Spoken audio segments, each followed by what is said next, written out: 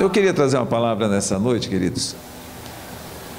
Irmãos, eu tenho tanta coisa para falar, que eu olhei, falar sobre discipulado 1 a 1, não, eu vou falar sobre algo que nós temos vivido dentro das nossas células, e no discipulado 1 a 1 da igreja, com muita intensidade, que tem feito a diferença. Tá? Eu estive ontem participando de uma reunião de uma das nossas células da igreja lá em Taboão da Serra. O líder dessa célula, o Roberto é convertido há menos de 2 anos, não é? Ele e a esposa, e ele é líder de uma célula. Essa célula já se multiplicou uma vez, e agora ele está, eu contei ontem, tinha lá umas 12 pessoas. Essa célula já está praticamente pronta para se multiplicar de novo em termos de número, né? Basta formar liderança para se multiplicar. Então, quando chega a 12, 14 pessoas, a célula multiplica e vai para então metade dessa célula vai para outra casa, tal. Então isso aí é uma obstinação que nós temos, é uma obstinação da Igreja da Paz. Então fica lá uma célula com 5, 6, 7 pessoas, e ela vai novamente ganhar novas pessoas para Jesus crescer novamente. E o nosso objetivo é conseguir uma multiplicação, um crescimento exponencial, não somente aritmético, mas geométrico, exponencial, algo que venha realmente a impactar a nossa nação e o mundo.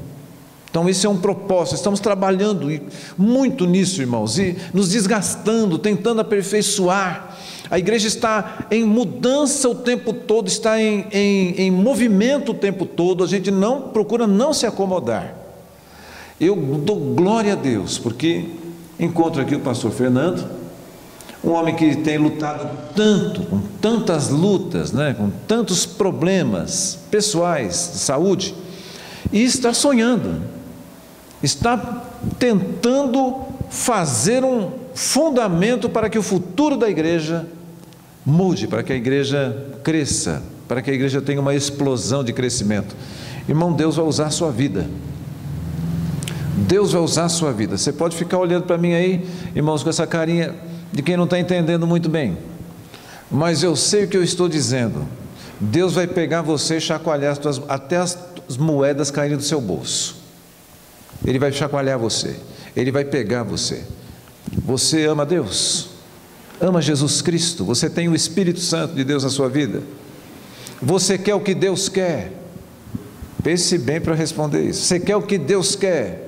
Você quer fazer a vontade de Deus? Senhor, eu quero fazer a tua vontade. Se você faz essa oração, irmãos, você está arrumando encrenca para você, irmãos, está arrumando confusão para você.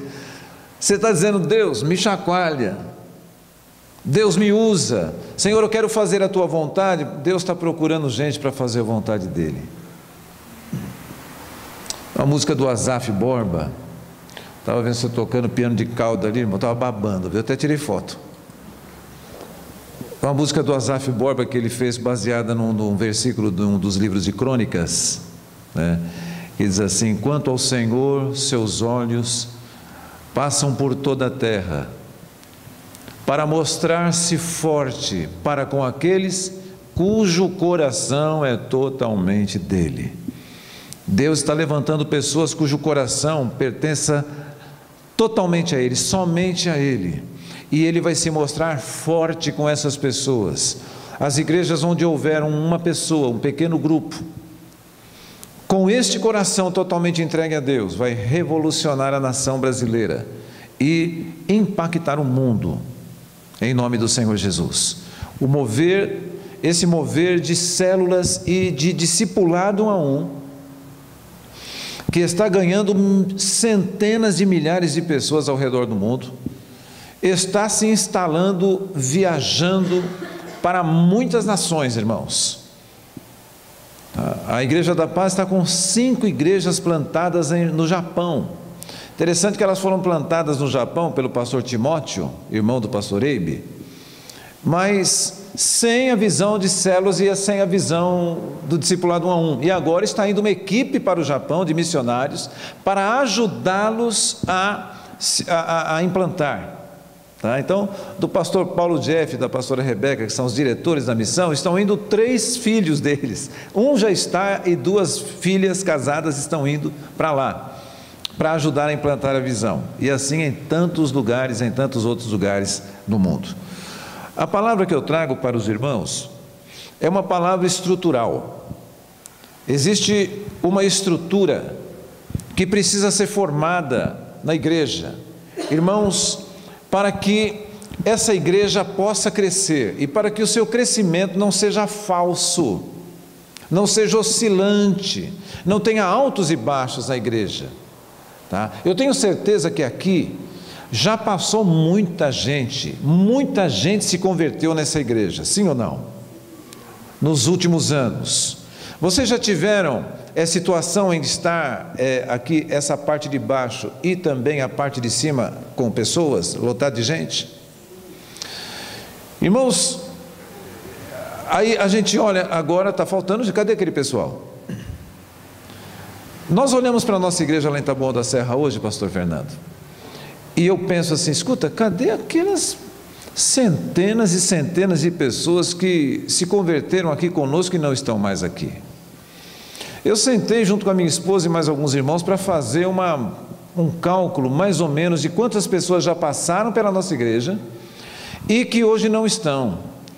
Irmãos, eu entrei numa crise tremenda, porque nós chegamos à conclusão que mais do que 3.000 pessoas, talvez mais do que 4.000, eu estou falando 3.000 para não exagerar, já passaram pela nossa igreja e não estão lá.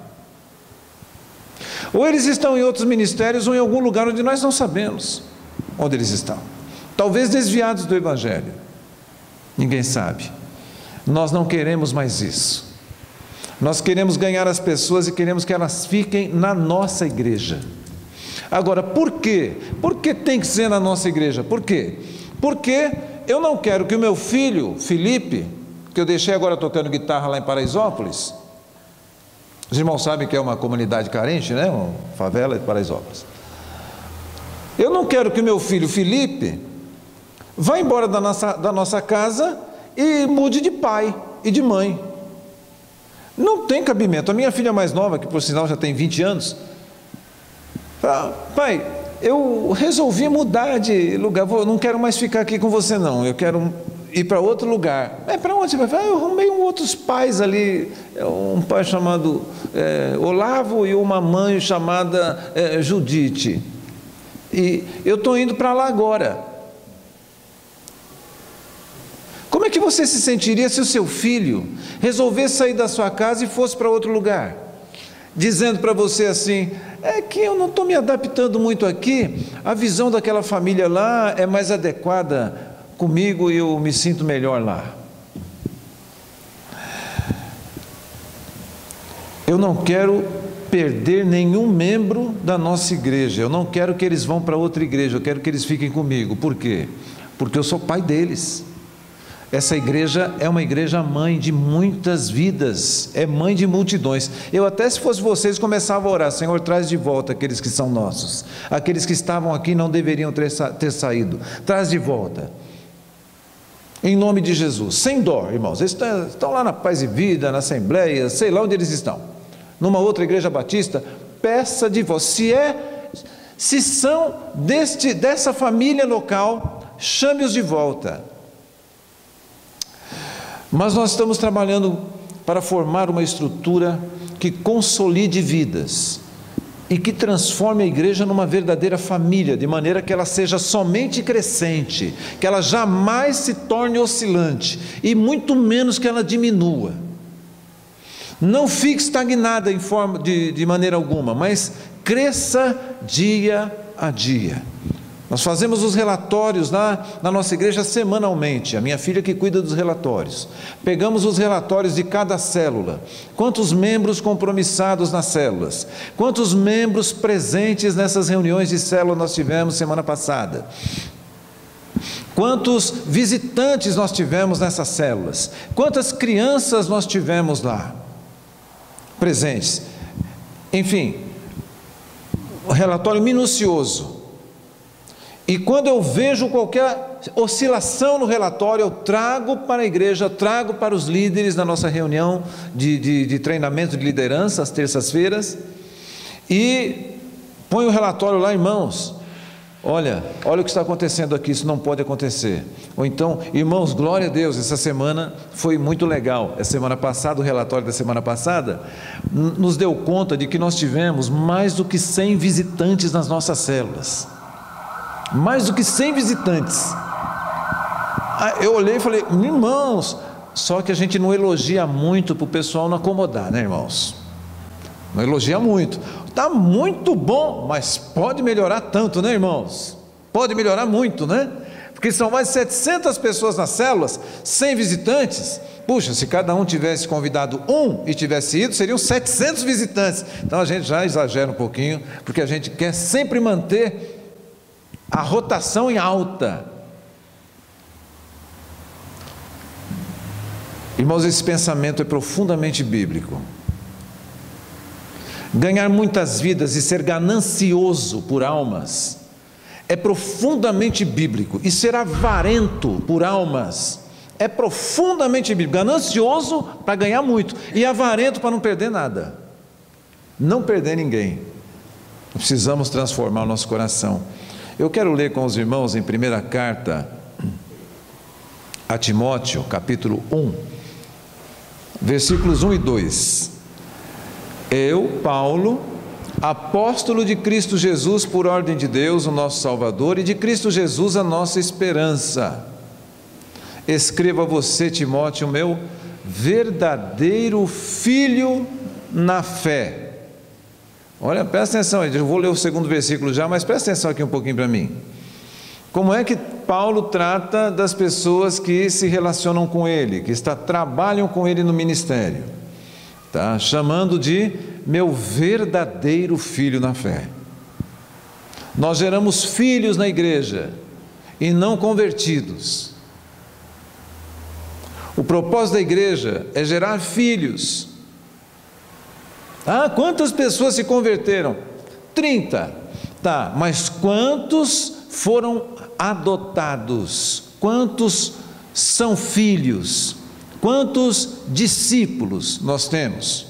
E aí ele diz para o seu verdadeiro filho na fé, no versículo, na continuação, que a graça, a misericórdia e a paz de Deus, o Pai, e de Cristo Jesus, o nosso Senhor, estejam com você. E o que Deus tem me falado nesse texto, queridos, é que a graça, a misericórdia e a paz é uma estrutura muito sólida para consolidar vidas. Primeiro, as pessoas que já estão, porque eu digo para você nessa noite algo muito sério: se você não for um crente melhor domingo que vem, se passada esta semana você não tiver crescido em Deus,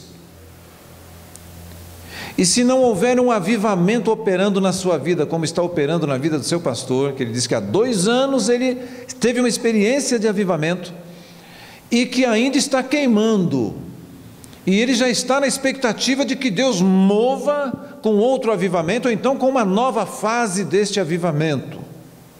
Eu gosto muito de ler sobre os avivamentos, é muito inspirador, a maneira como eles acontecem, aonde eles são produzidos, como eles começam, normalmente no coração de homens que não querem desistir de forma alguma, eles não se conformam, enquanto o avivamento não vem.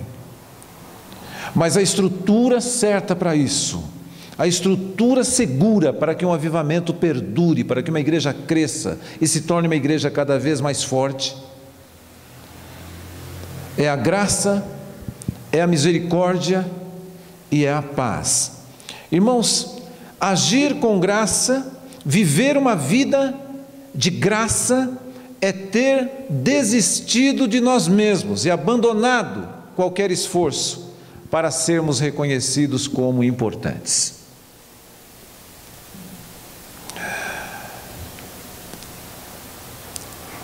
Eu ministrei ontem para os líderes, para os ministros de louvor de dança e de teatro lá da nossa igreja, Ministério de Artes da igreja. Estive batendo um papo com eles, conversando com eles. E contei para eles uma conversa que eu tive com Deus. Sim, perguntei para Deus: Deus, por que eu sou pastor? Por que o Senhor me colocou nessa situação, nessa posição de ser um pastor de uma igreja, um líder espiritual para uma igreja local? Por que o Senhor fez isso? Deus, o Senhor sabe melhor do que eu não sou a pessoa mais indicada, eu não sou a pessoa mais preparada, eu não sou a pessoa com melhor capacidade. O Senhor sabe que me falta tudo, me falta formação, me falta sensibilidade, me falta inteligência, me falta capacidade. Eu fui conversando assim com Deus, irmãos, francamente, com toda sinceridade. E o Espírito Santo começou a me falar.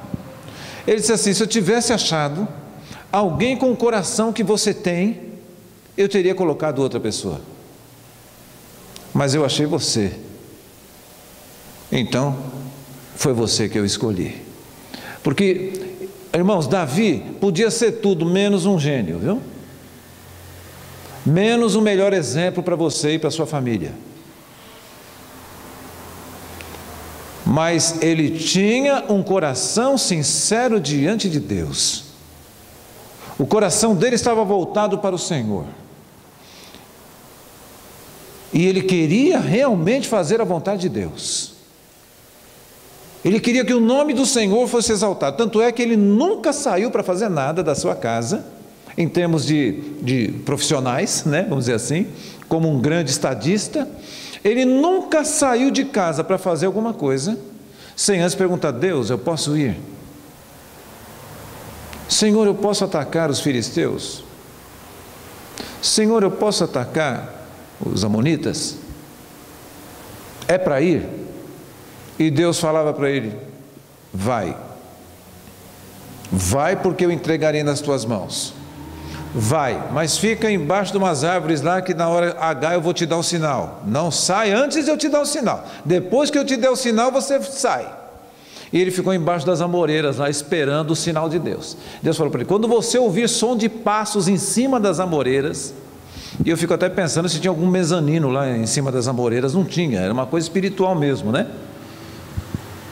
Aí ele escutou som de passos, falou: e agora? Estou escutando som de passos aqui em cima, vamos lá, que Deus vai entregar na... Ele saía somente nesse mover, nessa direção de Deus. Aí eu falei para aqueles moços e moças lá que tocam, cantam, dançam e trabalham no teatro, na técnica, equipamentos e tal. Falei: querido, com que coração você está trabalhando aí? Com que intenção? Qual é a sua motivação? Você está fazendo isso porque você ama Deus? Porque às vezes eu vejo um ou outro com cara amarrada e mal-humorado lá em cima. Que motivação é essa? Como é que você pode estar servindo a Deus de cara amarrada e mal-humorado? Ainda mais no Ministério de Artes, né? Então você imagina, a minha irmã querida aqui vai para o piano. Vocês viram como ela sorri? Ela pediu para vocês lerem a Bíblia, ninguém leu. Aí ela deu um sorriso: então eu mesmo vou ler. E leu.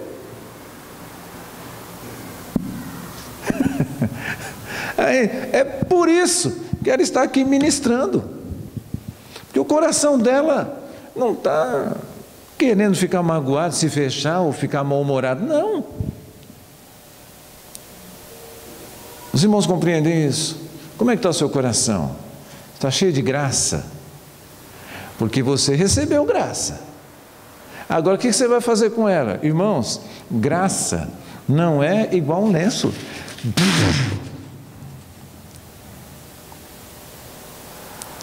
que você usa e se desfaz. Graça é algo que você recebe e que você dá para alguém.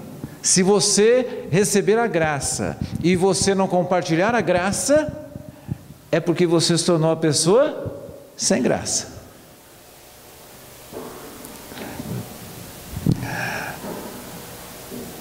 Quando nós abandonamos qualquer esforço para sermos reconhecidos, Eu já tive experiência de ver um líder de uma igreja, um homem que era um oficial de igreja, irmãos, entrar pela porta da igreja. A hora que ele foi se dirigir para o local onde normalmente ele se sentava, que eram bancos assim parecidos com este, e quando ele foi para o lugar onde ele se sentava, tinha uma pessoa sentada lá. Ele olhou, imediatamente o semblante dele mudou. Ele fez uma pose assim de indignado e foi embora. Aí, quando foi chegando na porta, tinha um diácono parado na porta. O diácono falou: ô meu irmão, tudo bem? Você está indo embora? Não começou o culto ainda, você já está saindo? Né? Até brincou com ele. Tem uma pessoa sentada no meu lugar. Essa igreja aqui está ficando muito cheia, não tem nem lugar para sentar mais. E foi embora. Já pensou um dia você chega atrasado 5 minutos aqui no culto, aí você dá uma olhada aqui, não tem um lugar para você sentar, cheio de gente nova, novos convertidos, seus irmãos. Aí você olha assim: vou subir, vou dar uma subidinha. Sobe lá, tudo lotado, gente sentada no corredor, nos bancos e cadeira improvisada e tudo mais. Aí você chega e olha: realmente essa igreja não tem mais lugar para mim. Você vai embora? Ou você vai falar assim: Deus, eu louvo o teu nome. Você vai ficar lá na porta, lá de fora, na calçada, olhando por cima do ombro e louvando a Deus, lá do meio da rua, irmão. Porque o seu coração está cheio da graça de Deus, e você está tão feliz porque Deus está fazendo tudo isso. Irmãos, que pregação boba que eu estou fazendo aqui, irmãos, mas é o que Deus mandou fazer. Eu só sei pregar assim, mas pregação bobinha. São pelo menos 3 pilares na sua vida para sustentar a natureza divina na sua vida, para que não se perca a natureza divina. A natureza divina é uma coisa muito simples. Ele fala assim: nós somos participantes da natureza divina, Pedro fala. Nós somos participantes da natureza divina. A gente pensa nisso como algo, poxa, a natureza divina. A gente pensa na gente mesmo, vestido com a roupa do rei dos reis. Um manto, uma coroa, a natureza divina. Irmãos, a natureza divina é algo tão singelo, e essas coisas são o poder de Deus nas nossas vidas: a graça, a misericórdia e a paz. A misericórdia e a paz dependem inteiramente da graça. Sem a graça, você não pode ser misericordioso e não pode ser pacificador. Jamais teremos um coração sofredor, que é o coração misericordioso. Então diga comigo: coração sofredor. Quando você pensa em misericórdia, você pensa em dar algo para alguém, mas a misericórdia é mais embaixo, é mais profunda. A misericórdia é uma dor interna no seu coração que te move a tomar uma atitude. As atitudes tomadas por misericórdia se tornam atitudes transformadoras de vidas e da sociedade. Jamais teremos um coração misericordioso ou um coração sofredor. Diga comigo: coração sofredor. E não teremos paz em qualquer situação se não fincarmos em nossas vidas a coluna da graça. O sustentáculo central das nossas vidas é a graça, irmãos, a graça. A misericórdia é a expressão de um coração sofredor, e a paz a expressão de uma alma liberta de qualquer tipo de medo. Ambas as coisas só serão possíveis se entendermos a graça. Nosso discipulado, a célula, a igreja local, os nossos líderes, os membros da igreja, precisam ser cheios, irmãos, mas não somente cheios, transbordantes da graça, transbordantes, não somente cheios, mas transbordantes da graça. A graça precisa incomodar, precisa ser vista, precisa ser notada. Se nós deixarmos esse copo aqui em cima, do púlpito e formos embora para casa, ninguém vai ligar para ele do jeito que ele está.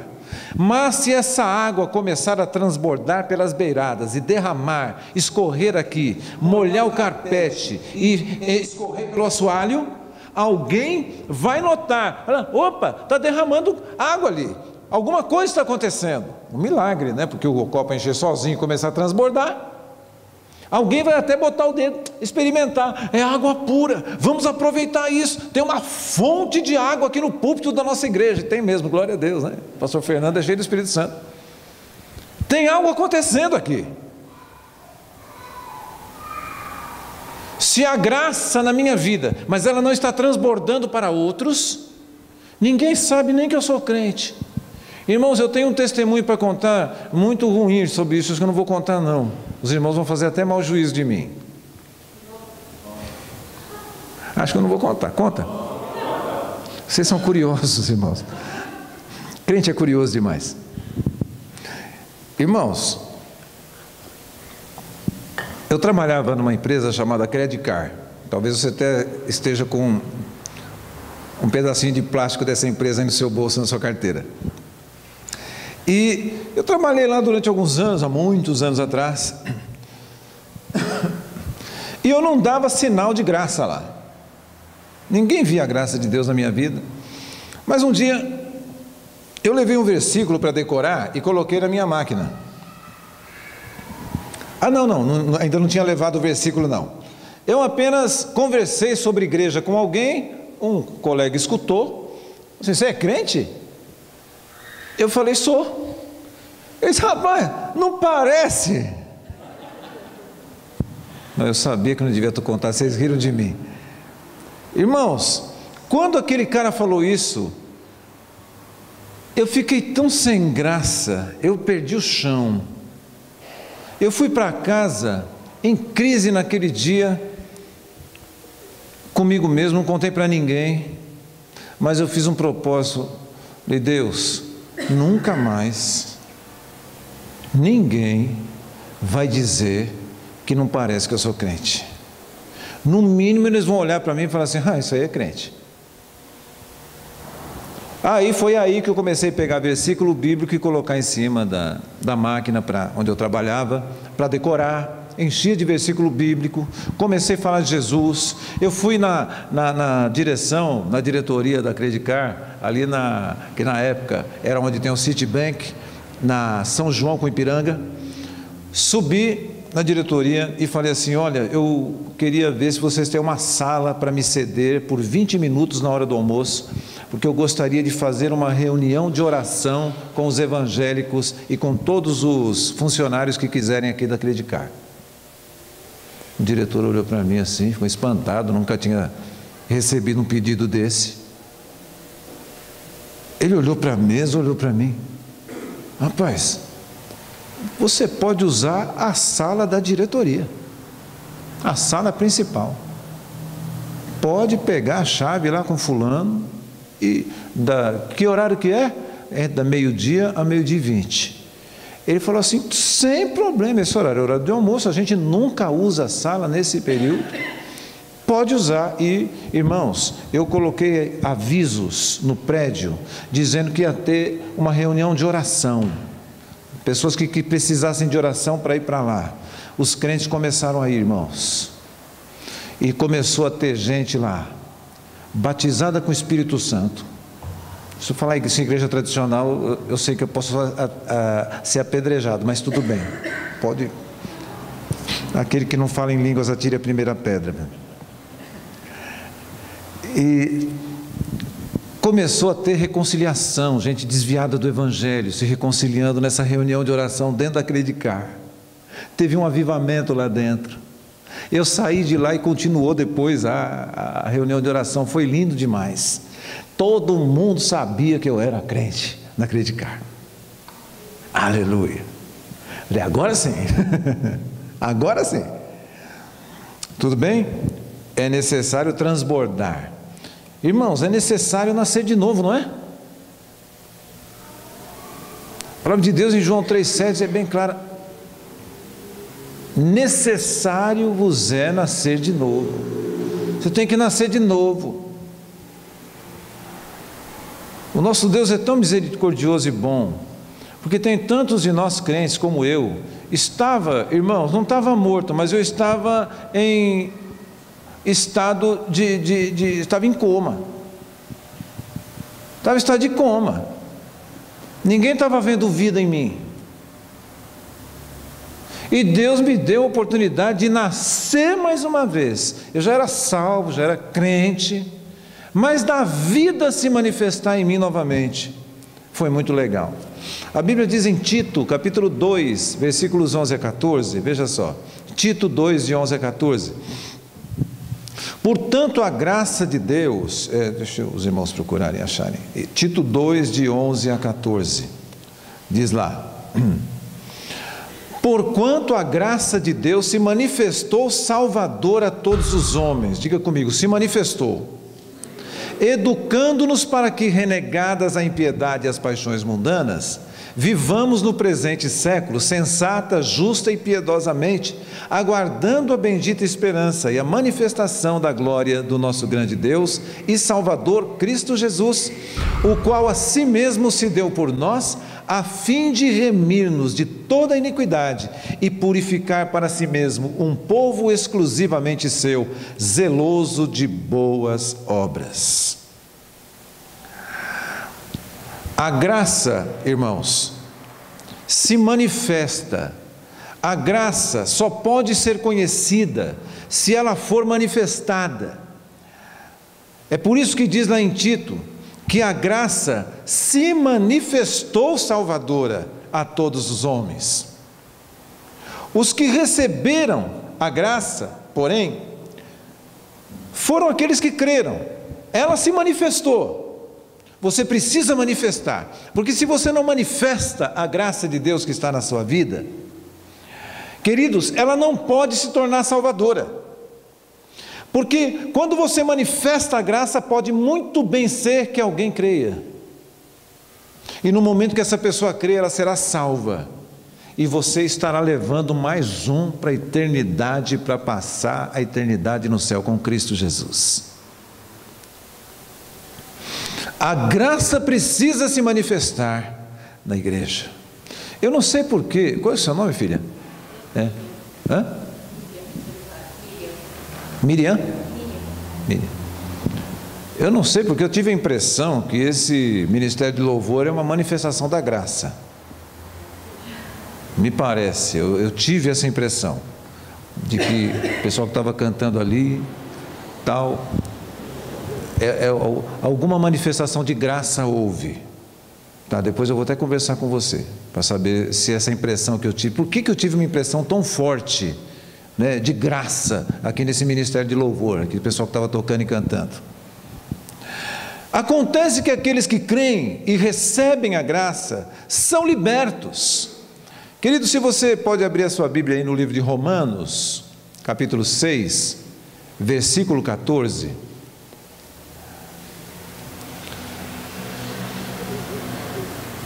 Você vai ver que está escrito aí: o pecado não dominará vocês, pois vocês não são mais controlados pela lei, mas pela graça de Deus. Os que recebem a graça são libertos do poder do pecado. Na outra versão diz assim: porque estáis debaixo da graça e não debaixo da lei, o pecado não terá domínio sobre vós. Quando uma igreja manifesta a graça, ou começa a haver libertação na região onde essa igreja está plantada. Irmãos amados, eu conheço muito lugar que precisa de libertação, mas poucos como a cidade de São Paulo, poucos como a Lapa, o Alto da Lapa. Irmãos, tem tanta gente aqui que está cativa do diabo e precisa de libertação.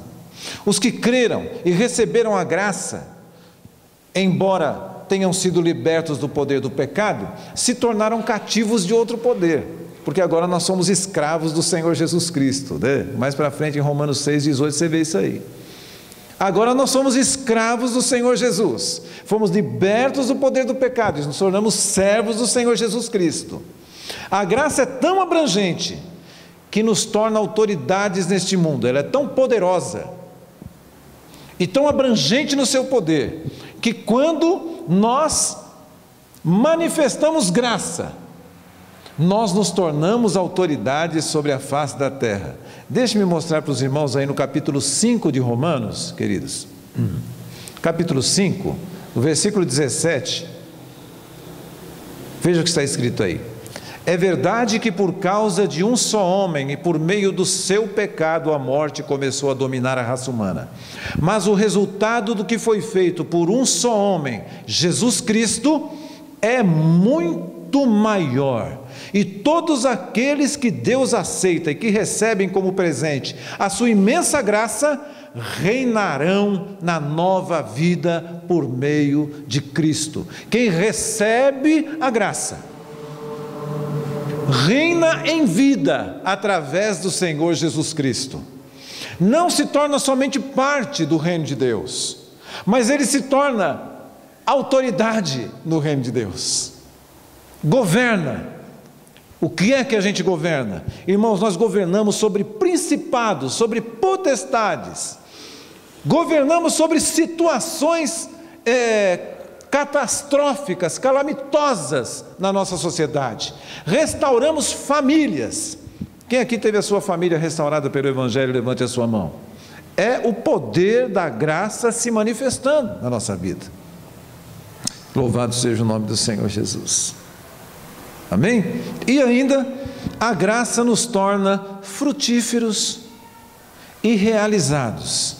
Quando a graça se manifesta, eu estou falando da graça que se manifesta, não daquela que eu recebi e que estava embutida em mim lá na Credicar, e ninguém via, mas quando ela começou a se manifestar na minha vida, assim como se manifestou de Cristo para mim, através dos crentes que pegaram o Evangelho para mim. Porque se ninguém tivesse pregado para mim, eu nunca teria crido em Deus. Eu seria, irmãos, idólatra e macumbeiro até hoje.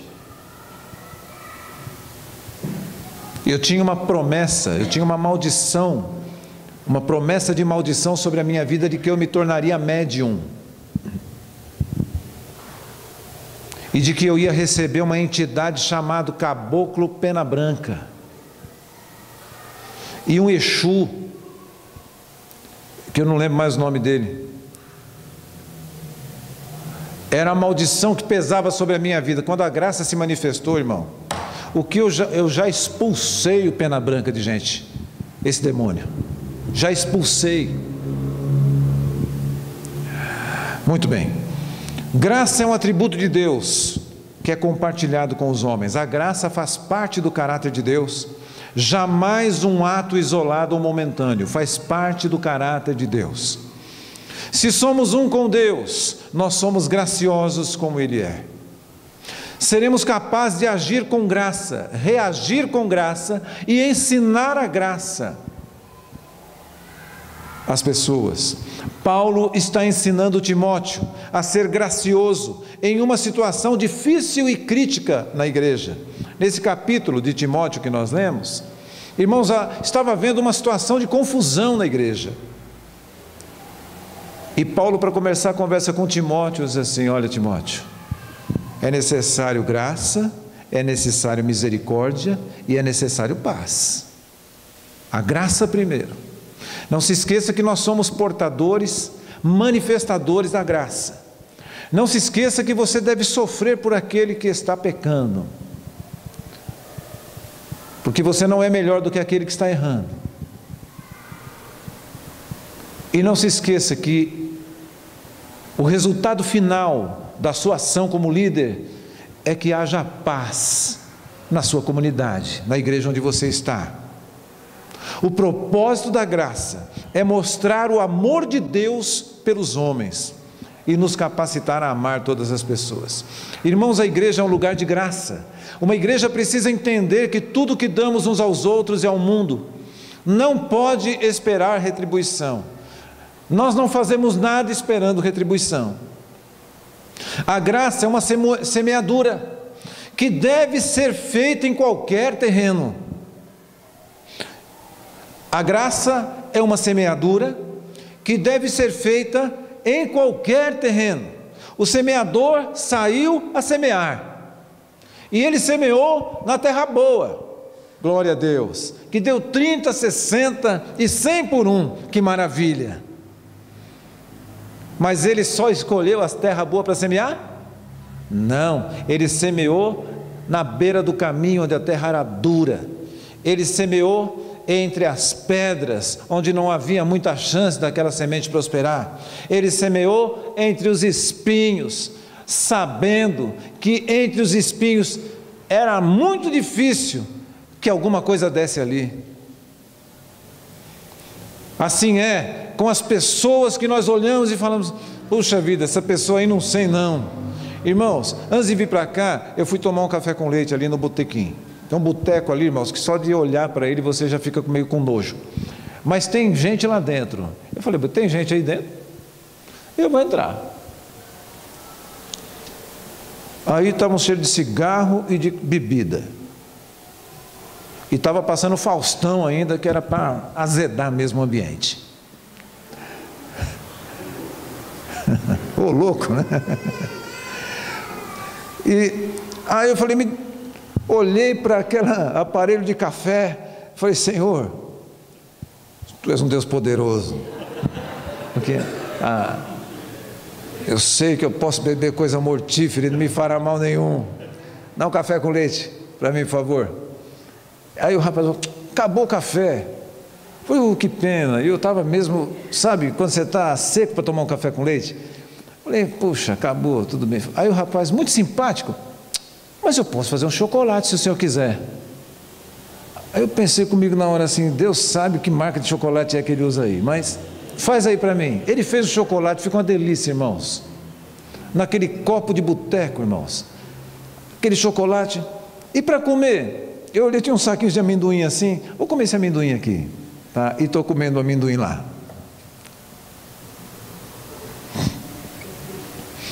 Tinha um senhor sentado na minha frente, tinha um outro aqui, e tinha um outro aqui, tudo bêbado.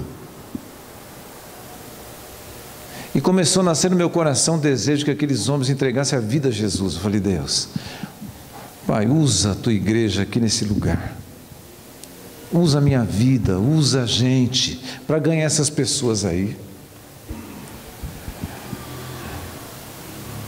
Eu comecei a simpatizar com eles, faltava 10 minutos para começar, 5 minutos para começar o culto aqui, irmãos. E eu fiquei com vontade de ficar lá. Sinceramente, de todo o coração.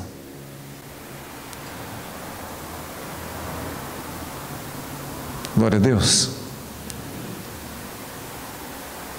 Até o rapaz estava bebendo cerveja, virou para mim e fez um comentário sobre o que estava passando no Faustão. Eu dei um sorrisão para ele. É mesmo, nem entendi o que ele tinha falado, não sabia o que era. Glória a Deus, né? Aí o rapaz começou a fazer comentário comigo. Puxa, meu Deus, como as pessoas estão acessíveis hoje. Como elas estão acessíveis. Não cabe a nós julgar se este ou aquele merece a semeadura. Deus nos chamou para manifestar graça a todos os homens. A graça se manifestou salvadora a todos os homens. Coisa maravilhosa que é a graça, né? Maravilhosa graça. A graça não pode ficar restrita à sua vida. Ela só será útil se transbordar da sua vida para os outros, como transbordou da vida de Deus para nós. A graça só é conhecida e ela só vai existir de fato para as outras pessoas se ela for manifesta. A graça é transformadora e é capacitadora. A graça é poder de Deus em ação na minha vida, irmãos amados. Poder de Deus em ação na minha vida. A graça é concedida àqueles que buscam a Deus, insistem e clamam por ela. Há pessoas que estão, assim, exteriormente rejeitando os crentes, mas eles não rejeitam a graça, Eles rejeitam crentes, porque são crentes que não manifestam graça. Na hora em que um crente manifesta graça, aquela pessoa que está rejeitando o crente, aceita o crente e aceita a graça. Ou aceita a graça e aceita o crente. Ela até se surpreende. Nossa, mas crente é assim? Ah, bom, assim sim. Por isso que as pessoas vão tanto para as células, irmãos. Porque na igreja a gente senta um atrás do outro e fica olhando a nuca do outro, né? Até tem irmãos que não sabem nem como é que é o semblante da pessoa, mas sabe como é que é o corte do cabelo dele, se o pezinho é redondo ou é quadrado. Ah, o irmão fulano de tal, qual? É aquele do pezinho quadrado. Ah, eu sei como é que é, eu sei como é que é. O cabelo dele é meio grisalho e tal.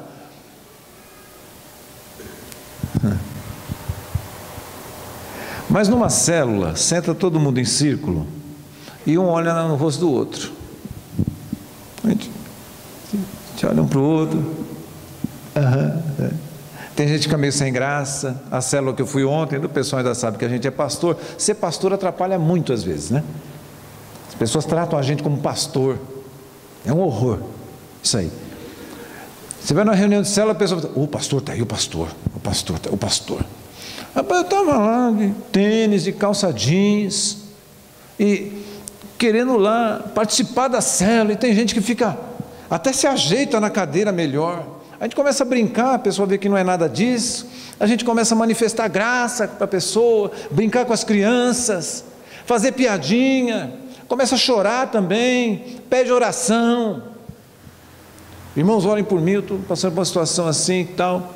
Aí a gente ajoelha e pede. Eu fui visitar, fazer supervisão numa célula, numa favela lá, que fica bem na parte da frente da nossa igreja assim, descendo a rua tem uma favela.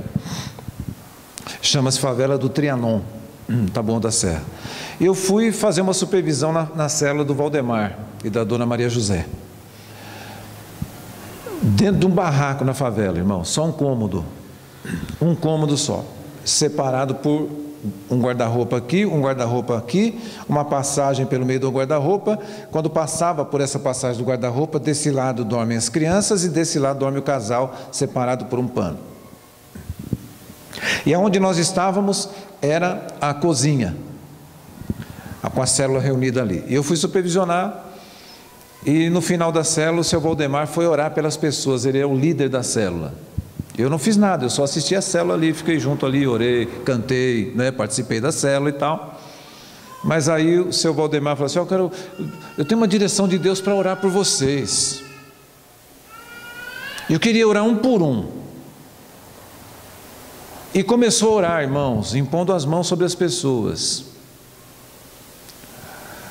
Aí quando chegou em mim, ele ia passando direto, porque ele pensou assim: pastor não precisa de oração, né? É tão santinho, né? Pastor é tão santinho que não precisa de oração. Ele ia passando direto, eu catei na mão dele aqui, voltei. Ora aí, Valdemar, ora por mim que eu estou precisando de oração. Ele fez uma das orações mais lindas que eu já recebi na minha vida. Eu e a Dalila, minha esposa. Ele orou por nós dois. Irmãos, eu chorava de pingar no chão. Aí eu saí de lá, falei: Dalila, a gente veio supervisionar aqui nada, a gente veio aqui para ser abençoado por esse casal aí, o seu Valdemar e a dona Maria José.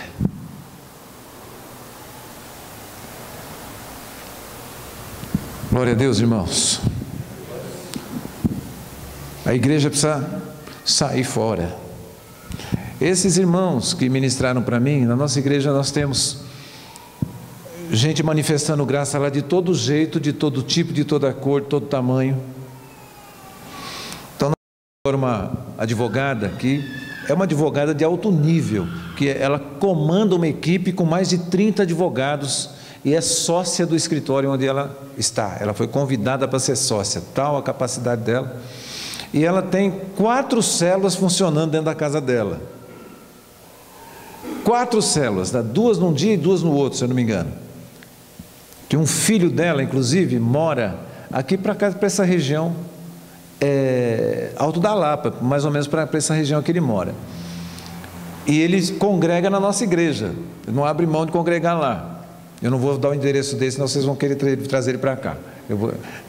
E aí ele faz a célula dele na casa da mãe dele, né? Que é essa advogada. E essa mulher, irmãos, é uma capacidade tão inteligente, tão, né, tal. Agora, nós temos líderes de célula que manifestam graça do mesmo jeito, que tem dificuldade para ler a Bíblia, não sabe ler a Bíblia não sabe ler nada. Semi-analfabeto, analfabeto de tudo mesmo,